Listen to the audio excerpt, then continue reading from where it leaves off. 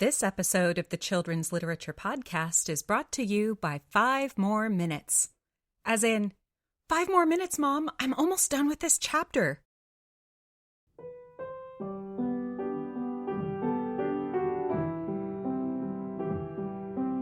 Welcome to the Children's Literature Podcast. I'm your host, TQ Townsend. This is a review of Episode 8 of Percy Jackson and the Olympians.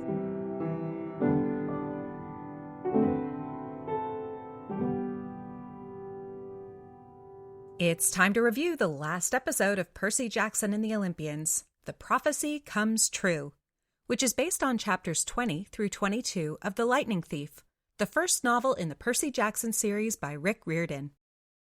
In The Lightning Thief, the showdown with Ares takes place on the beach in Santa Monica, where Percy, Annabeth, and Grover have washed up after using their magic pearls to escape from Hades' realm underneath a Hollywood recording studio. But in the opening of this final episode, they're in fact back on the beach in New York. This is a good abridgment, because then the story doesn't have to use up time on a cross-country plane ride. I know I've already gushed about how great Adam Copeland is in the role of Ares, but Adam Copeland is great in the role of Ares. Casting a pro wrestler was genius, as you have someone with the right physique and the kind of histrionic drama you need to see in The God of War. The battle is preceded with a flashback to Percy's time back at Camp Half-Blood, where he received sword training from Luke. More of these flashbacks should have been interspersed throughout the series. It would have given the audience more chances to connect with Luke and understand how important his character is. There were moments in each episode where Luke's advice could have been relevant, and it would have made his betrayal hit harder in the last episode. Aside from that, Percy's sword fight with Ares is fantastic. It's clear once again that Walker Scobell has really trained for this role, and he holds his own very nicely against Copeland, who's had a long, successful career performing in fight scenes. The fight plays out as it does in the novel, with Percy successfully goading and manipulating Ares. The actual battle is shorter than I would have liked, but it was a lot of fun to watch. Armed with just his short sword, Percy is tiny compared to the hulking figure of Ares, but he's quicker and he's smarter. Still, he's ultimately overpowered. He is a kid after all. Ares dominates with a windmill body slam and then kicks Percy 20 feet down the beach.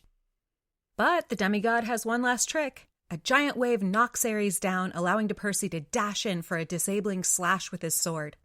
Ares retreats after this. In the book, it's made clear that some great, frightening, unseen power is what stops the fight, but in the show, Ares seems to choose to walk away, either because he's wounded or because he knows his trickery has been discovered. They did show the golden ichor flowing from his wound, though, so points for literary and mythological accuracy there. This part of the episode gives you and your kids a chance to talk about the nature of the ancient Greek gods. In ancient times, people believed that the gods of Olympus had physical forms. They did eat and drink, although not human food. Instead, they consumed ambrosia and nectar, which gave them immortality. Instead of blood, their bodies flowed with ichor, which was golden rather than red. On the rare occasions when the god's blood was spilled, ichor would kill any humans that touched it. But it also had great power. Ichor that came from the Titan Prometheus made plants grow after it had landed on the ground. Your kids can research more about how the Greek gods' bodies were different from human bodies and the rules that were in place around who was allowed to consume nectar and ambrosia. Punishments for stealing the food of the gods were very harsh, and likewise, when a mortal was awarded a taste or even a smell, it was a pretty big deal. There are also various theories about the nature of demigods like Percy and his friends. Did they have ichor in their bodies or not? Did they have a mix of blood and ichor?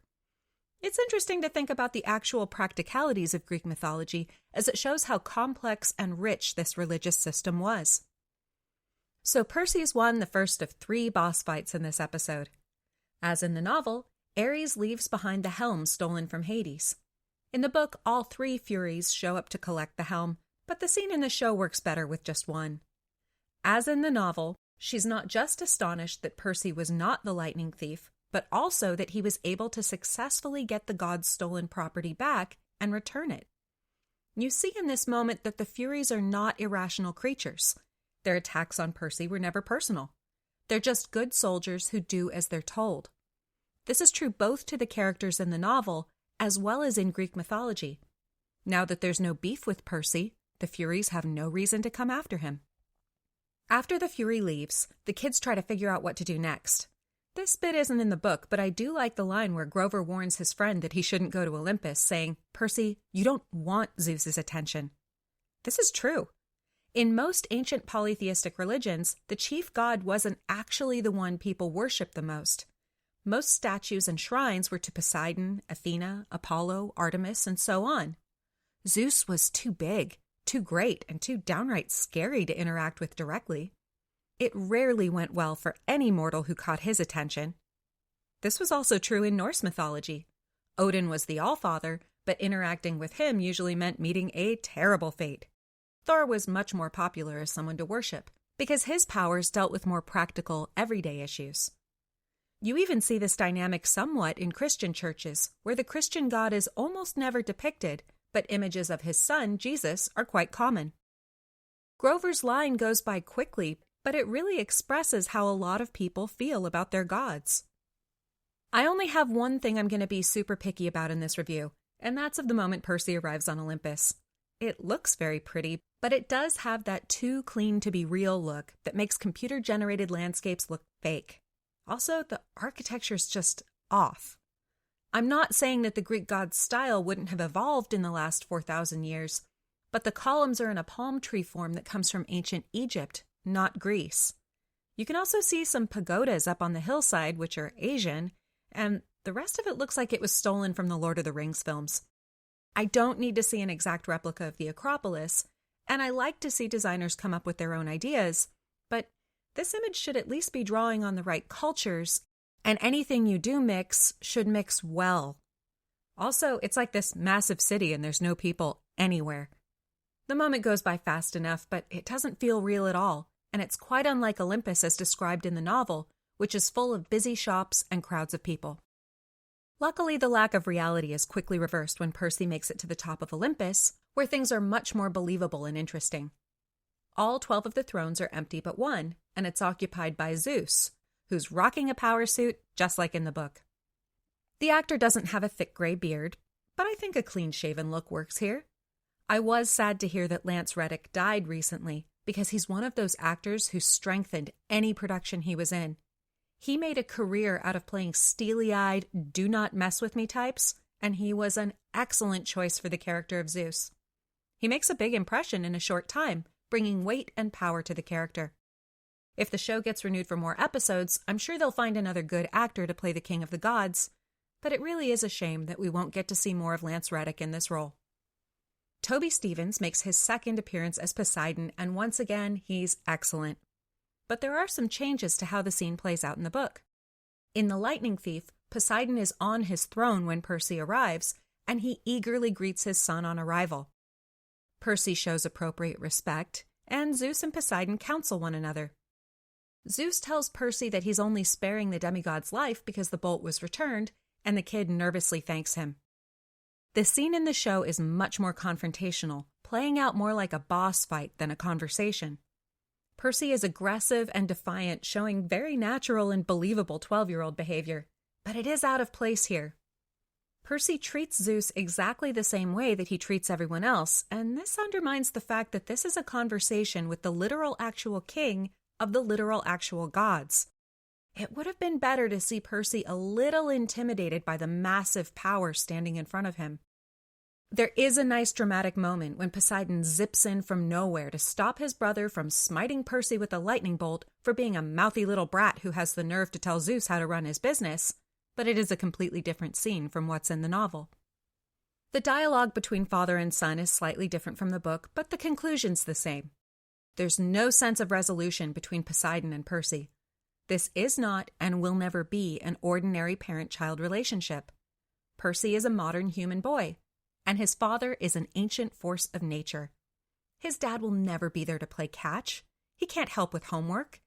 In The Lightning Thief, Poseidon acknowledges the unfairness of all of this, apologizing to Percy for having given him a hero's fate, which is never happy.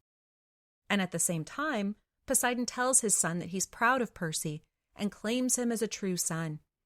It's a contradictory moment, with conflicting statements from the father matching the conflicting feelings of the son. The show's interpretation of the scene is a bit different. Percy does finally show some respect, calling his dad Sir and averting his eyes after finally getting to see him face to face. And while he doesn't broach the subject of his own relationship with Poseidon, he does ask whether the sea god ever thinks of his mother. Both actors play this scene very well. Poseidon projects the feeling of roiling emotions running deep, and Percy's defiance goes out with the tide and is replaced with thoughtful questioning. Poseidon then sends his son home without answering his question. In both the book and on-screen version of the scene, father and son finally meet, but there's unfinished business between them. From here, the book and the show take slightly different paths to more or less the same conclusion. In The Lightning Thief, Percy goes back home after meeting his dad. He's relieved to find his mother Sally returned to the land of the living, and disgusted to find that Gabe is as horrible as ever. He also discovers that the gods have returned the head of Medusa to him. Fair enough, I get why they don't want it.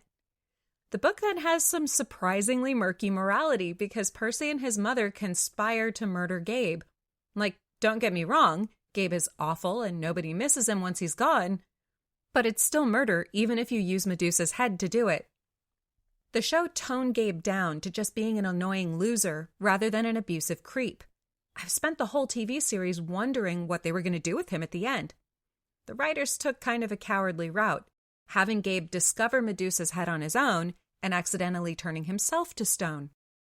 Gabe in the novel is bad enough that while I can't endorse vigilante murder, I'm not going to weep any tears over a guy like that getting deleted. The problem is, the version of Gabe from the show is not a great person, but I'm not sure he deserves death. By softening Gabe's character, the show makes him too weak to be a villain. In the adaptation, Percy and Sally never find out that the Medusa's head has been returned to their apartment. They never have a chance to make a choice about what to do with it. By having Gabe die accidentally, viewers don't get to see that Percy and Sally can be as ruthless as any Greek god when it comes to offing an enemy. The final boss fight between Luke and Percy makes for some great TV. Like I've said before, it's clear that these kids put a lot of effort into their physical training. The actor playing Luke is particularly well cast. He looks like someone who's spent most of his life doing athletic activity, because he has. He's able to move with the kind of strength and agility that can only come from actually working hard to become an athlete. However, because Luke's character is absent from most of the series, this fight doesn't have the needed emotional intensity. In the book, Percy has more time at camp, and that gives readers the chance to see his relationship develop with Luke. The show didn't do this. Even one or two quick flashbacks sprinkled into earlier episodes would have established Luke as someone who is an important friend and mentor to Percy, making his betrayal hurt. In The Lightning Thief, Luke gets help in the fight from a giant scorpion, and Percy is nearly killed in the battle. The show eliminates these two things and instead has Annabeth step in at the last second. This could have worked since it lets viewers see how she was also betrayed by Luke, but it makes no sense that she stayed invisible until after the boys had been fighting for a while. The only reason she reveals herself when she does is because that's what's in the script. If the scene were true to the character of Annabeth, she would have stepped in as soon as she realized that Percy was in danger. Luke makes some good arguments which echo his speech in the novel. The gods are bad parents. Making Percy doubt what he owes his father is probably Luke's best chance of persuading Percy. Despite this, the dialogue is a bit rushed and it feels like a James Bond villain revealing the whole plan for absolutely no reason. This happens again later when Kronos, the baddie behind it all, appears to Percy and spills his plan. So, how faithful was this episode to the parts of the novel it was based on? I give a rating from 1 to 5 Snapes, with my system named in honor of Alan Rickman's superb translation of the character of Severus Snape from page to screen. The final episode of Percy Jackson and the Olympians gets 3 Snapes. The changes to Gabe's character, and because of this, the changes to Percy and Sally's characters, are pretty big. Some other changes are good abridgments, like getting rid of Percy's cross-country flight, but the changes to the fight with Luke left me dissatisfied. Overall, the major points of the plot were hit as they needed to be, but the novel and the show often took slightly different paths to get to these points. It's not automatically a bad thing when adaptations make changes. Stories need to be told differently depending on the setting. You can take the same tale and tell it through the written word, dance, visual art, music, television, film, or live theater. There's no speaking in a ballet production, but a story can still be told well through dance. And you can take a novel and tell the story on television. What matters is that the fundamentals of the plot and characters shouldn't be compromised. Percy Jackson and the Olympians has been a pleasant surprise for me. I had pretty much given up on Disney, as in the last few years they've mostly just recycled their classic films into bland sludge. Anything new they made had lackluster characters and plots that made absolutely no sense. I was not surprised that almost everything they put out last year bombed. But then here comes this nice show that really captures the kind of Disney that I grew up with. Great family entertainment that faithfully and wholesomely interprets good source material. So what did you think of this episode? Do you feel it wrapped up Season 1 nicely? Let me know. You've been listening to the Children's Literature Podcast. Please subscribe and give the show a rating. Send comments to letters@children'sliteraturePodcast.com. I'm your host, TQ Townsend. Thanks for listening.